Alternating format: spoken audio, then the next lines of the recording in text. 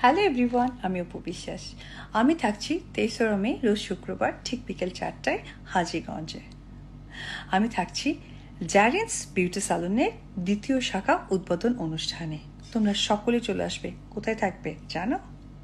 জঙ্গলিয়া প্লাজার দ্বিতীয় তলা, কচুয়া সড়ক, বিশ্বরোড, চৌমোহিনী, হাজীগঞ্জ। তাহলে দেখা হচ্ছে তোমাদের সকলের সাথে। সবাই ভালো থাকবে। আল্লাহ হাফেজ।